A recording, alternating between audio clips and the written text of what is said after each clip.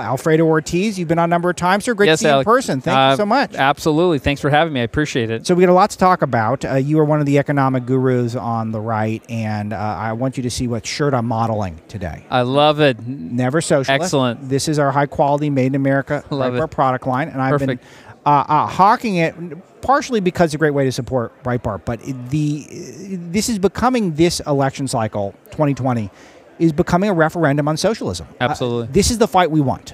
Yep, absolutely. Well, and this is the fight we'll win, because this country is not all ready, nor do they want socialism. They don't understand, actually, those folks who actually support it, I don't think actually understand what socialism is. That's why we have our campaign going on, and we say socialism takes, but capitalism creates. That's right, and that is the whole model of capitalism, is a creator's market, a creator's economy. It encourages the entrepreneurial spirit, the rugged individualism. Socialism, it's about liberty. It's about liberty. Socialism is about the collective. Socialism is about groupthink. Socialism is about taking from others. That is the guiding light. So Job Creators Network, one of the essential groups out there, and you've got a campaign taking on AOC with thegreenrawdeal.com, and you're giving her a hard time for the Green New Deal, for blowing the Amazon deal. You've got a few billboards out there. Talk to us about this campaign. Yeah, so we started really with the billboard that talks about the Amazon pullout. Sure. 25,000 to up to 40,000 jobs, sounds like is what Amazon was saying. But loss of about $4 billion to $6 billion in lost wages for New Yorkers, which is unbelievable. And we estimate about $12 billion in lost economic activity. What is that economic activity? Think about it. That's all these small business owners that would have gone to serve the headquarters and to actually serve all the folks around that. We're talking the dry cleaners, the pizza guys, you name it. I mean, these are the things that were actually going to be lost now that this pullout actually happened. I mean, this is unbelievable. It's a lost opportunity for all those small business owners who are celebrating the American dream. I'm clumsily showing the billboards to those of us. I'm kind of tuning out here, which is probably bad. It was a good try. It was a good try. Yeah, no, but let's talk about the 25,000 jobs that she almost single-handedly killed with Amazon. And I kind of wonder. I mean, remember, she's the one that spiked the football on Valentine's, saying we did it. She was celebrating. She declared victory on this front, and this is one where I'm not a massive Amazon fan. They're probably the most benign of the tech giants, but they're all left of center. Jeff Bezos is starting to banning some right of center books from the Amazon store. So I'm not an Amazon groupie by any means, but I get the impression you don't tell Jeff Bezos where and when he can't do business and with whom. That seems to be the commonality.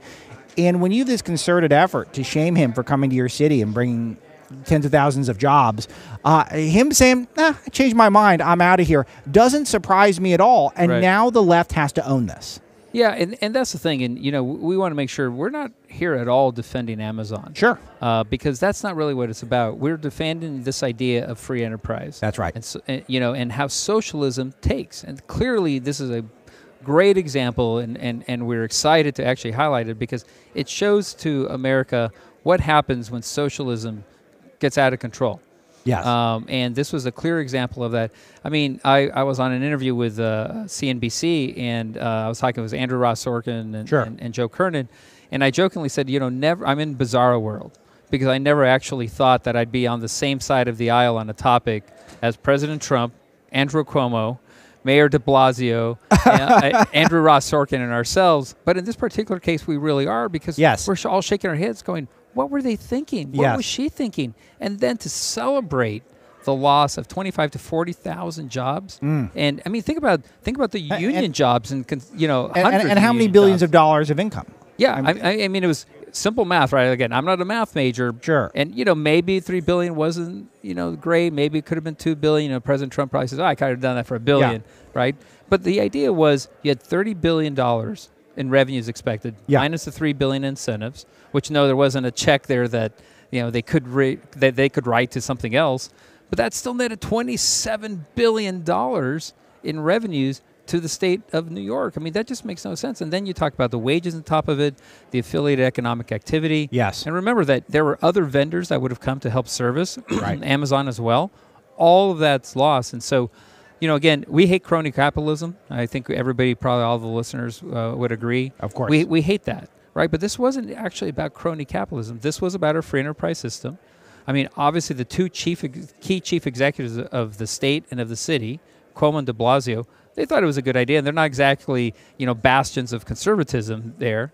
They thought it was a good deal. And what I don't understand, and it's clear why we have such an issue here with AOC, is that she put her will above the will of the people. 70+% of the people in New York wanted that deal.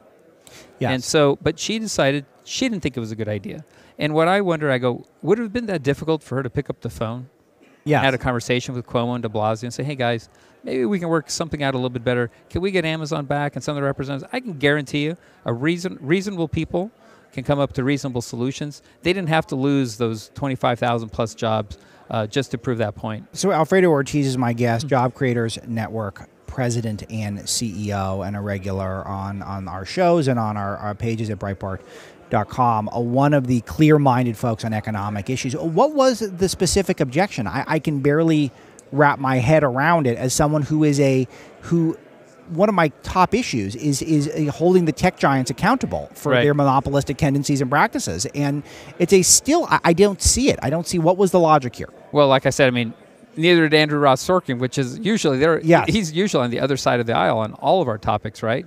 He didn't either. He goes, I don't understand. Yes, maybe $3 billion was a little rich. Maybe it should have been $2 billion. Yeah. But you had $30 billion coming in for that of tax revenue, and then you had all the jobs that were coming in as well. I mean, so again, it just makes no sense whatsoever.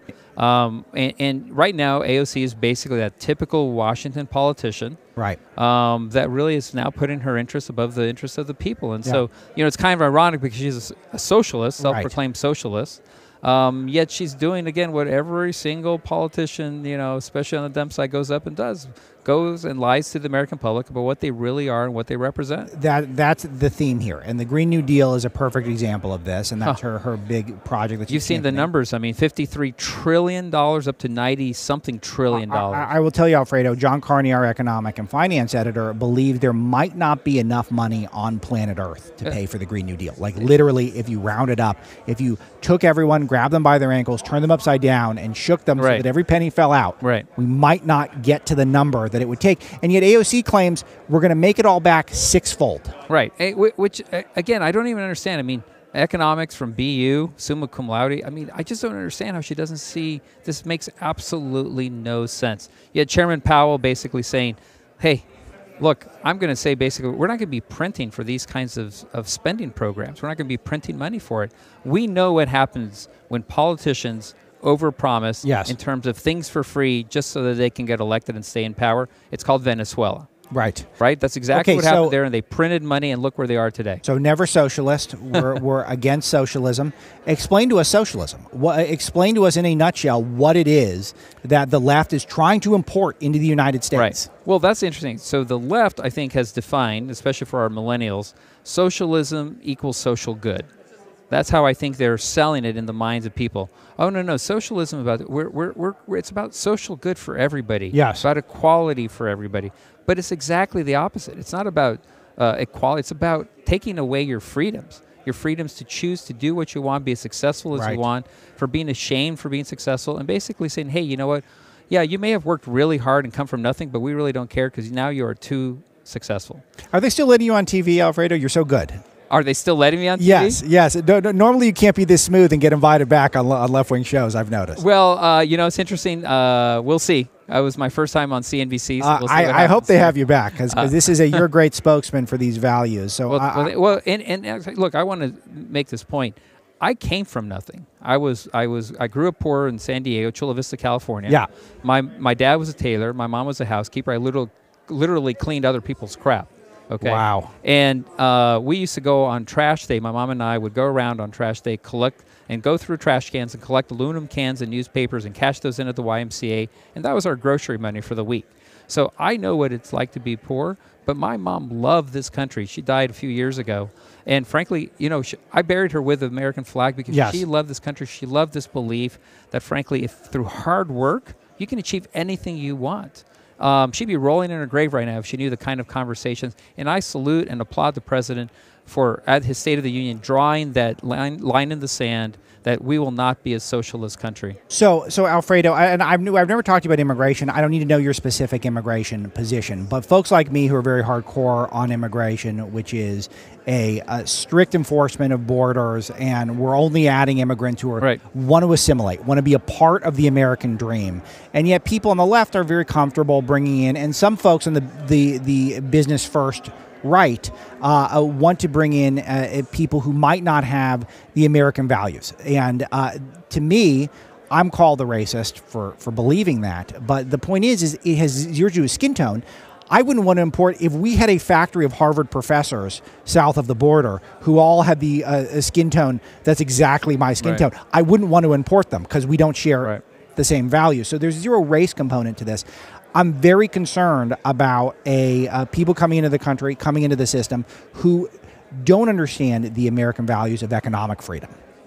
You know, it's interesting. I actually think that the folks who are coming over, again, they're illegal, so let's put that set aside. Yes. But from a value standpoint, they're willing to risk their lives to come over because they believe that there's an American dream. There's no Nicaraguan dream. There's no Venezuelan dream. There's no Mexican dream. There's only the American dream. It's not a Cuban dream? No, there isn't. That's why they come over here. Look, we're not losing people to them. Yes. Right? They're fleeing socialism. Right. And we understand. I actually, Alex, have an interesting thought. Yes. I want to offer up a citizen swap.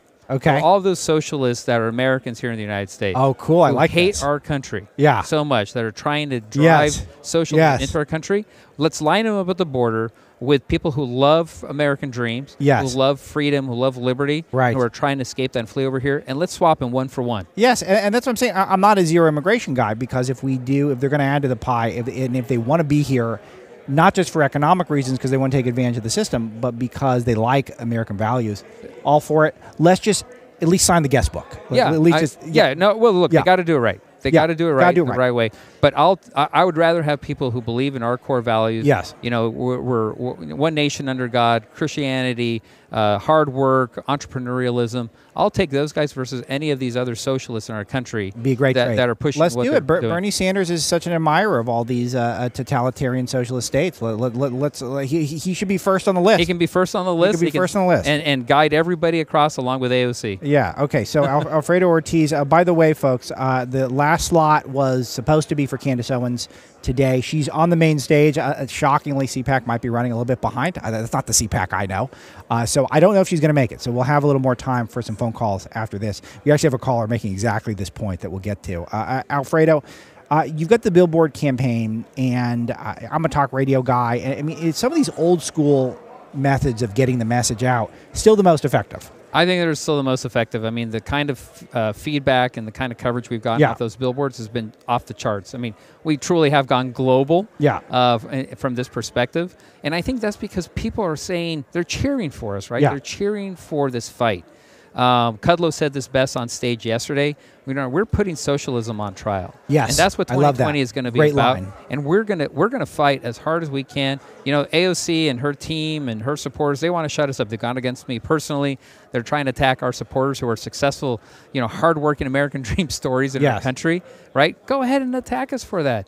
We are proud that we've been able to get the support from, frankly, Americans across the spectrum, small, medium, large, in terms of levels of success. They just believe in this idea of liberty and freedom, and that's what we're fighting for. And this message is to AOC and all of our supporters. We are not going to go away. We're not going to be silenced, and we're going to keep on fighting this fight as long as we can. So give me your last question for today. Give me your thoughts on the economy in general, how we're doing. There's a lot more jitters this time around, but the data keeps coming back okay. Where are we at? Look, I mean, if you had listened to the media on the left, the last month of last year, you would have thought we were heading straight into a recession. Yeah. You've seen the retail numbers. That's right. We've seen the GDP growth numbers. It's almost un-American to think what they're doing. They're rooting for basically failure. Yes. Of some of the greatest things that we've seen so far in these past 2 years. And really it comes from less government, less regulation, less red tape, right, and lower taxes. Yeah. This has literally been what's unleashed the American economy.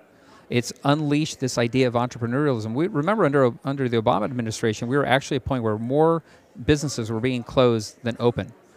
And now all that's reversed. Business optimism is sky high. Small businesses, which we represent, 30 million of them across the country, employing 60 million hardworking Americans. Yes. They've never felt better about business overall. They're hiring people. They want to pay them higher wages. I mean, we are in a thriving economy. We just hit 3.1% for the year of 2018 based on numbers coming out from, with Kudlow. He mentioned that as well. Right. And Kevin Hassett. I mean, these are great, fantastic numbers. Yes, I mean, numbers that we were told by our establishment press were impossible. Impossible to have. Remember, manufacturing jobs, according to Obama, we're never going to come back to this country. And look at that. We've had 340,000, I think, manufacturing jobs created in the past 2 years. And these are from, West Virginia, Cincinnati. I mean, these are hardworking Americans who are now finally having that belief that the American dream is true for them again.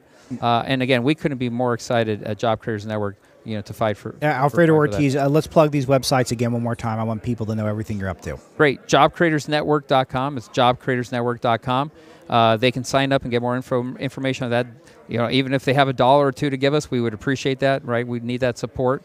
And TaxCutsWork.com is another site that we run, which actually shows how people are benefiting from the Tax Cut and Jobs Act. Sure. Because not only did they have more money that they could keep all year long, right, instead of these interest-free loans that, as I call them, to the government, but they're also getting the refund checks. Right. And so when you look at them combined, they are much better off today than they were under the Obama. Yeah, the refunds are catching back up. And what's interesting is this was another media spin. The media created this outrage that the government wasn't confiscating as much of our money up front, that we were giving the government a interest-free loan, essentially, and then they give us money back at tax time. They were letting us keep the money in our pocket more, and so we're supposed to be outraged. Yeah, it's always been our money, and the only thing that I'm saying is on the Tax and Jobs Act, Americans are able to spend more of their money, keep more of their money throughout the year, and also get this refund at the end. So we were excited to be part of that fight. Alfredo, keep up the good work. Thanks, Alex. Appreciate it. See you soon. See you soon.